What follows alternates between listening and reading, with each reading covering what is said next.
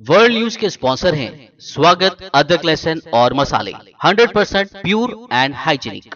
अस्सलाम वालेकुम, आदाब। आइए वर्ल्ड न्यूज की शुरुआत करते हैं मेरे यानी खलील फरहाद के साथ हेडलाइंस से। सऊदी अरब में जिलहज का चांद नजर आ गया। आज यकुम जिलहज है। 27 जून को वकूफ अरफा की अदायगी होगी, जबकि 28 जून को ईद उल अजहा मनाई जाएगी।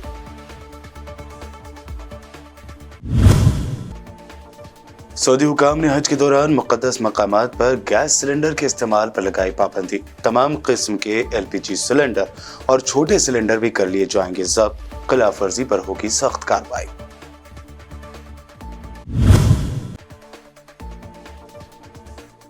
मस्जिद अक्सा को तकसीम करने की नापाक इसराइली मंसूबे के खिलाफ एहतजाज। जिनेन में छापे के दौरान इसराइल ने की फिजाई बमबारी। 3 फलस्तीनियों के मारे जाने की है खबर।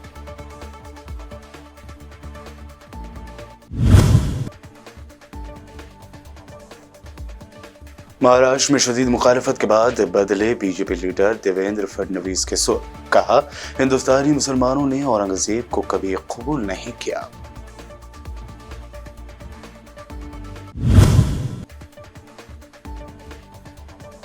राजस्थान में तूफान बेपरजॉय का कहर। सैलाबी सूरत हाल, संगीन हुए हालात। तमिलनाडु में भी कल से बारिश जारी। स्कूलों को दी गई छुट्टी।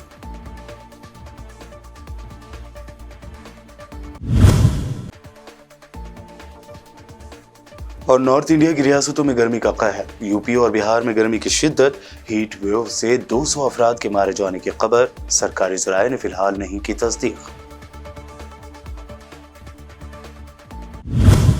ये हेडलाइंस, बढ़ते हैं खबरों की तफसील की जानिब। सऊदी अरब में इतवार 18 जून को जिलहज का चांद नजर आ गया है। सऊदी सुप्रीम कोर्ट ने कहा कि पीर 19 जून 2023 को फर्स्ट जिलहज और 27 जून मंगल को वकूफ अरफा होगा, जबकि ईद उल अजहा 28 जून बुध को होगी। सऊदी अरब की 3 बड़ी रसदगाहों तुमैर, हौता, सदीर और अल मजमुआ में इतवार को चांद नजर आने का ऐलान किया गया। सऊदी प्रेस एजेंसी SPA के मुताबिक सुप्रीम कोर्ट ने बयान में कहा कि सुप्रीम कोर्ट के मातहत रुयत हिलाल कमेटी को मौसूला रिपोर्टों के मुताबिक इतवार 18 जून को ही जिलहज का चांद नजर आ गया है।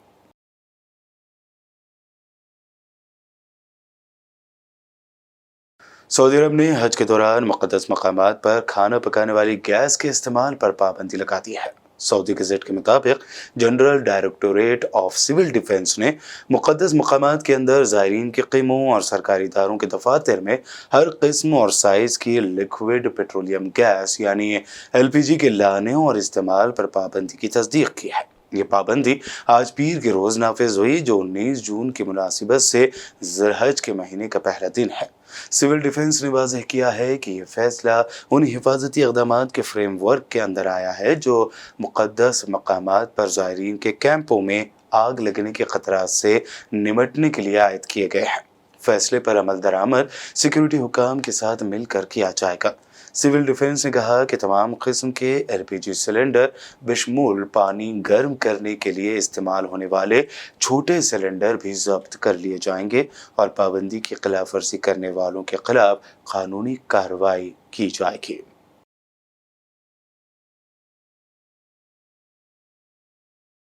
मकबूजा बैतुल मुक़द्दस की सरकर्दा शख्सियात ने मस्जिद अक्सा और इस्लामी मुक़द्दस मकामात को निशाना बनाने की यहूदी साजिशों के संगीन नताइज के बारे में खबरदार करते हुए फ़लस्तीनियों से अपील की है कि वह हज के दिनों में मस्जिद अक्सा में एतिकाफ़ करें, ताकि क़िबला अव्वल को यहूदियों और मुसलमानों में तकसीम करने की मज़मूम इसराइली साजिश को नाकाम बनाया जा सके। बैतुल मुक़द्दस के अमूर पर नज़र रखने वाले तज्ज़ियानिगार और समाजी कारकुन ने कहा कि इसराइली हुकूमत यरूशलेम शहर को निशाना बनाते हुए ज़ोरदार हमला किए हुए हैं। उन्होंने इस बात पर जोर दिया कि फ़लस्तीनी अवाम मकबूजा बैतुल मुक़द्दस और मस्जिद अक्सा की हिफाजत के लिए अपना सब कुछ कुर्बान करने को तैयार है। मस्जिद अक्सा को तकसीम करने के नापाक इसराइली मंसूबे के पेश नज़र खित्ते में हालात कशीदा हैं। ऐसे में इसराइल ने पहली मरतबा इलाके जनीन में एयर स्ट्राइक किया है। ज़राए के मुताबिक इसराइल की जानिब से फ़लस्तीनियों के खिलाफ जारहियत में इजाफा देखा गया और इस हवाले से एक नई शिद्दत सामने आई कि इसराइल ने 22 सालों में पहली मरतबा जनीन पर फ़िज़ाई बमबारी कर दी है। सियोनी फोर्सेस ने आज पीर के रोज़ जनीन पनाहगज़ीन कैंप में जाबरियात महल्ले पर छापा मारा और फ़लस्तीनियों पर फायरिंग की कार्रवाइयों के जिम्मेदार होने का इल्ज़ाम लगाते हुए एक घर को घेरे में ले लिया। ज़राए के मुताबिक इस वक्त पूरे कैंप में पुरतशद्दुद झड़पें शुरू हो गई हैं, जबकि इसराइली स्नाइपर्स फ़लस्तीनी शहरियों को निशाना बनाने के लिए कुछ घरों की छतों पर चढ़ गए। इस दौरान इसराइली अपाचे हेलीकॉप्टरों ने जनीन पर बमबारी कर दी। अब तक इसराइली हमले में 3 फ़लस्तीनियों के मारे जाने की खबर सामने आई है।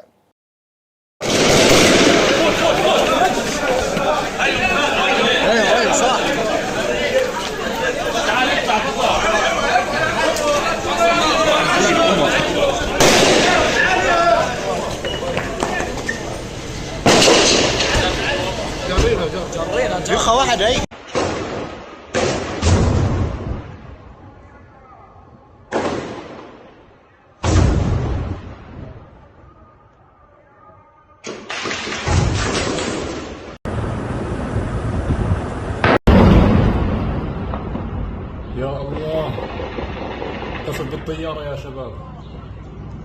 يا الله.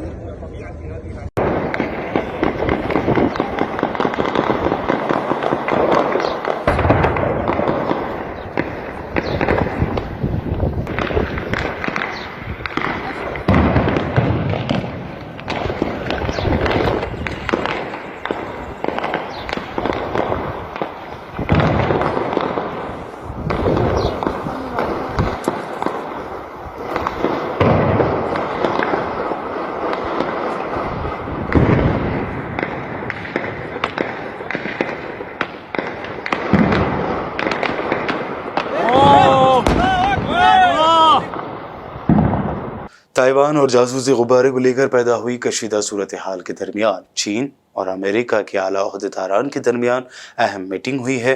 American foreign minister Antony Blinken चीन के दौरे पर हैं।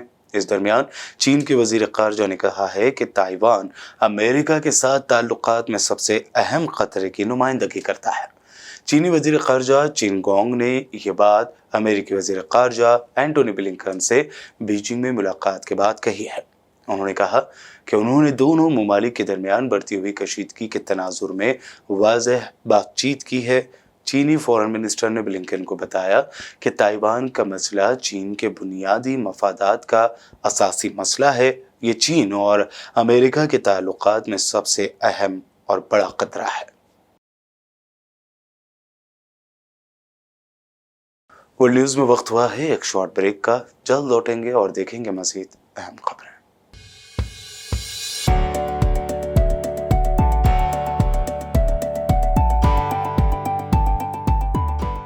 वर्ल्ड न्यूज के स्पॉन्सर हैं स्वागत, अदरक, लहसुन और मसाले 100% प्योर एंड हाइजीनिक।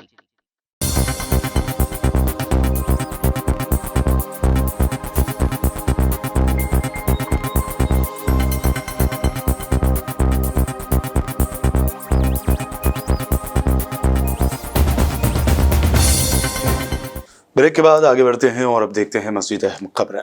महाराष्ट्र में औरंगजेब की तस्वीर और इससे मुतालिक पोस्ट स्टेटस पर लगाने और कई मुस्लिम नौजवानों की इस ज़िम्मन में गिरफ्तारी के साथ इस मुद्दे पर जमकर हुई मुखालिफत के बाद बीजेपी लीडर और महाराष्ट्र के फॉर्मर सीएम देवेंद्र फडणवीस लगता है बैकफुट पर आ गए हैं। महाराष्ट्र के मौजूदा डिप्टी सीएम देवेंद्र फडणवीस ने अब कहा है कि हिंदुस्तान में मौजूद मुसलमान औरंगजेब की औलाद नहीं है। औरंगजेब और उसकी औलाद बाहर से आए थे। फडणवीस ने यह भी कहा कि मुसलमानों ने औरंगजेब को कभी कबूल नहीं किया। शिवसेना उद्धव ठाकरे ग्रुप के लीडर संजय राउत ने फिर एक मरतबा पीएम मोदी को मणिपुर और कश्मीर मामले पर अपनी खामोशी तोड़ने का मुतालबा किया है। उन्होंने कहा कि आरएसएस को मणिपुर के लोगों से बातचीत करना चाहिए। साथ ही पीएम मोदी को भी मणिपुर और कश्मीर का दौरा करना चाहिए। संजय राउत ने फिल्म आदिपुरुष को लेकर उठे तनाजे पर कहा कि फिल्म में हिंदुत्व का तमाशा बनाया गया है। सीनियर कांग्रेस लीडर प्रमोद तिवारी ने कहा कि अपोजिशन का इत्तेहाद बयानों से ज्यादा अहम है। उन्होंने ये भी कहा कि बीजेपी के खिलाफ एक मुश्तरका उम्मीदवार जरूरी है। ये लड़ाई गोडसे और गांधी के नजरियात के दरमियान है। अपोजिशन के चेहरे को लेकर रविशंकर प्रसाद के सवाल पर प्रमोद तिवारी ने कहा कि वो अपनी उम्मीदों से ही गमज़दा हैं, चाहे तो वो अपोजिशन के ख़ीमे में आ जाए। बिपरजॉय तूफान का कहर राजस्थान में देखने को मिल रहा है। आलम यह है कि अजमेर के अस्पताल वार्ड से लेकर आईसीयू तक पानी भर गया है। जैसलमेर, बीकानेर समेत राजस्थान के कई डिस्ट्रिक्ट्स में भी भारी बारिश जारी है। बिपरजॉय तूफान के बाद से यहाँ कुछ जगह सैलाब जैसे हालात हो गए हैं। खतरे वाले मकामात से लोगों को महफूज मकामात पर ले जाया गया है। अजमेर के एक अस्पताल पर बारिश में बुरा हाल हो गया है।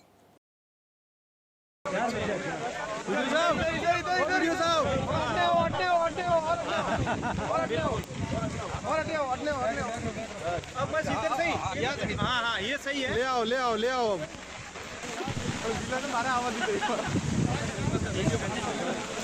आराम हुआ ना बिल्कुल वीडियो।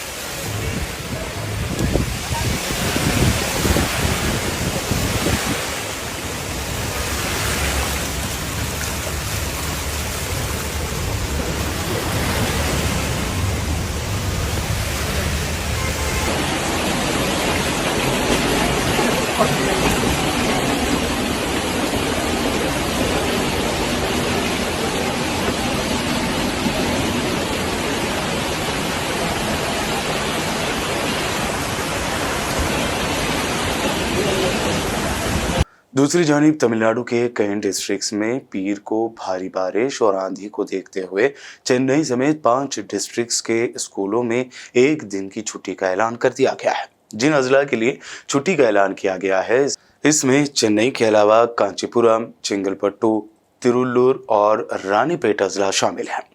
इनमें से कई अजला में कल यानी इतवार की रात से ही भारी बारिश हो रही है। इतवार को महकमा मौसमियात ने कहा है कि मीना बक्कम में इतवार सुबह 8:30 बजे से पीर सुबह 5:30 बजे तक 137 मिलीमीटर बारिश दर्ज की गई है। हिंदुस्तान की कई रियासतों में जहां बारिश का कहर है तो दूसरी जानिब यूपी और बिहार में गर्मी की शिद्दत ने दर्जनों अफराद की जान ले ली है। उत्तर प्रदेश में गर्मी से अफरा तफरी का माहौल है। अस्पताल में हीट वेव के शिकार अफराद की तादाद बढ़ती ही जा रही है। यूपी के बलिया में 69 लोगों की मौत हीट वेव की वजह से हुई है। वहीं वाराणसी में 7, देवरिया में 53 अफराद की मौत की वजह भी गर्मी बताई जा रही है। हालांकि अभी तक सरकारी तौर पर हीट वेव की वजह से होने वाली अमवातों की तस्दीक नहीं की गई है। यूपी के अलावा बिहार में भी गर्मी की शिद्दत ने 50 से ज्यादा अफराद की जान ले ली है। हालांकि बिहार में भी डीएम, सिविल सर्जन, महकमा सेहत की जानिब से इस बात की तस्दीक नहीं की गई है। ताहम मीडिया रिपोर्ट्स की माने तो सिर्फ यूपी और बिहार में 200 से ज्यादा अफराद की मौत हीट वेव की वजह से हुई है।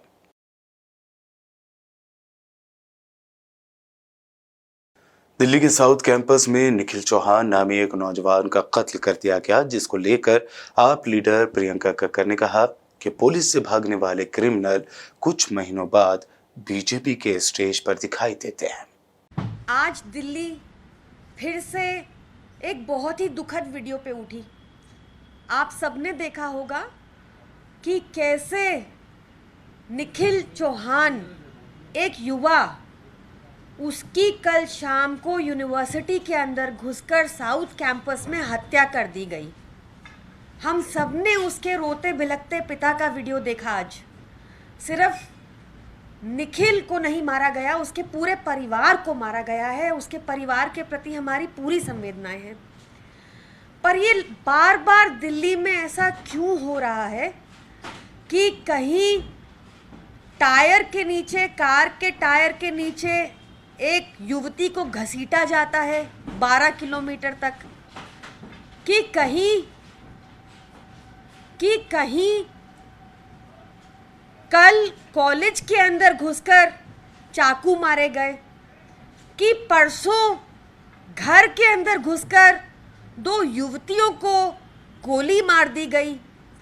क्या सुरक्षित है आज दिल्ली में? क्या सुरक्षित बचा है आज इस एलजी के लॉ एंड ऑर्डर के नेतृत्व के अंदर? ना स्कूल सुरक्षित रहा, ना यूनिवर्सिटी सुरक्षित रही, ना हॉस्पिटल सुरक्षित रहा, ना कोर्ट सुरक्षित है। तो क्या सुरक्षित रहा? और ऐसा क्यों हो रहा है साथियों? बार बार ऐसा क्यों हो रहा है? क्योंकि केंद्र में एक ऐसी सरकार है, क्योंकि कानून व्यवस्था दिल्ली के एक ऐसी सरकार के अंतर्गत आता है जो लगातार अपराधियों का मनोबल बढ़ाती है।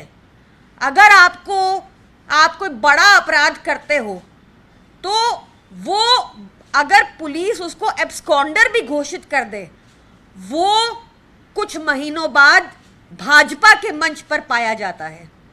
यही कारण है कि आज अपराधी निडर हो गए हैं और उनको कानून का कोई खौफ नहीं है। यही कारण है कि एलजी लगातार प्रश्न पूछने के बाद बार बार भी कोई जवाब नहीं देते कि दिल्ली में कितनी पीसीआर वैन बढ़ाई, कि कितने थानों में उन्होंने विजिट किया, कि कितनी बार कमिश्नर को समन करके बुलाया, उनसे जवाबदेही हुई। कुछ नहीं पता कि पुलिस की कोई अकाउंटेबिलिटी होती है, कहाँ पीसीआर लगी। तो अब हम देख रहे हैं कि ये भाजपा, आपको ध्यान होगा कि दिल्ली में सीसीटीवी तक लगाने के लिए हमें कितना संघर्ष करना पड़ा था। माननीय मुख्यमंत्री अरविंद केजरीवाल जी को धरने पर बैठना पड़ा था एलजी हाउस में, तब कहीं जाकर दिल्ली में सीसीटीवी लगे। अब ये आपराधिक प्रवृत्ति वाली भाजपा, अब इनको प्रॉब्लम होने लग गई है पैनिक बटन से। पैनिक बटन का रोल क्या है कि आप दबाएंगे अगर पैनिक बटन तो आपको तुरंत सहायता मिलेगी, पर भाजपा को इसी से प्रॉब्लम है। भाजपा चाहती है कि अपराध बढ़े। भाजपा चाहती है कि अगर कोई उनका व्यक्ति अपराध में शामिल हो तो उसके खिलाफ एविडेंस ना मिले कि उसको बचाया जा सके। तो अब ये भाजपा पैनिक बटन के पीछे पड़ गई है। मेरा आप लोगों से आज फिर अनुरोध है कि जाकर दिल्ली के एलजी विनय कुमार सक्सेना से पूछें कि उन्होंने कानून व्यवस्था को बेहतर करने में क्या कदम उठाए और पिछले 1 साल में कानून व्यवस्था दिल्ली की बद से बदतर क्यों होती जा रही है, इसका जवाब पूछें। दिल्ली आज बिल्कुल सुरक्षित नहीं रही है। दिल्ली में क्राइम बढ़ते जा रहा है, उसकी वजह जानना जरूरी है। मेरा आपसे फिर अनुरोध है, प्लीज एलजी से पूछिए कि जवाब दे। और अब आखिर में हेडलाइंस पर डालते हैं एक और नजर। सऊदी अरब में जिलहज का चांद नजर आ गया। आज यकुम जिलहज है। 27 जून को वक़ूफ़ अरफा की अदायगी होगी, जबकि 28 जून को ईद उल अज़हा मनाई जाएगी।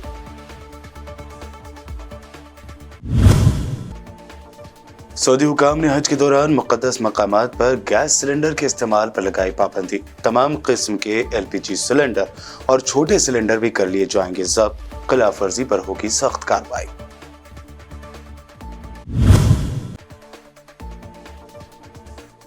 मस्जिद अक्सा को तकसीम करने की नापाक इसराइली मंसूबे के खिलाफ एहतजाज। जिनेन में छापे के दौरान इसराइल ने की फिजाई बमबारी। 3 फलस्तीनियों के मारे जाने की है खबर।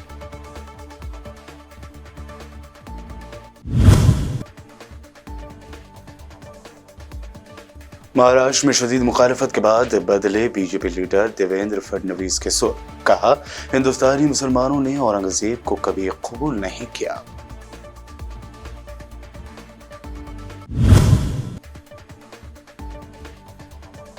राजस्थान में तूफान बेपरजॉय का कहर, सैलाबी सूरत हाल, संगीन हुए हालात। तमिलनाडु में भी कल से बारिश जारी, स्कूलों को दी गई छुट्टी।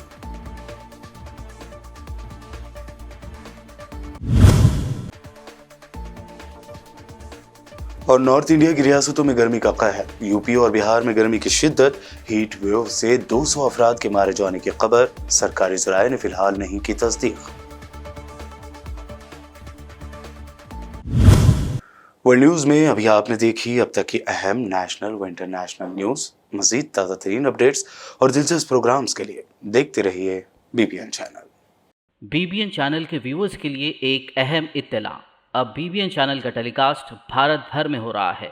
हमारे व्यूअर्स भारत में कहीं भी टीवी पर अब BBN चैनल देख सकते हैं। स्क्रीन पर BBN चैनल की टेलीकास्ट डिटेल्स दस्तयाब हैं। इसके अलावा भारत भर में किसी भी एरिया में अगर आप BBN चैनल देखना चाहते हैं तो आप अपने केबल ऑपरेटर को इसके लिए कह सकते हैं। आपकी डिमांड पर वो ज़रूर BBN चैनल टेलीकास्ट करेंगे, क्योंकि BBN एक फ्री टू एयर चैनल है। इसके लिए आपको सिर्फ हमारे दिए गए नंबर पर केबल ऑपरेटर से कॉल या व्हाट्सएप पर मैसेज करवाना है। हम आपके केबल ऑपरेटर तक BBN चैनल पहुंचा देंगे, जिससे वो आपके एरिया में टेलीकास्ट कर सकते हैं। इसके लिए चैनल की हमारी पूरी टीम लगातार काम कर रही है ताकि आप तक BBN चैनल को पहुंचाया जाए। इसके अलावा BBN चैनल को भारत भर में रिपोर्टर्स की ज़रूरत है। अगर आप सहाफ़ी हैं और BBN चैनल से जुड़ना चाहते हैं तो आप भी दिए गए नंबर पर रब्त कर सकते हैं।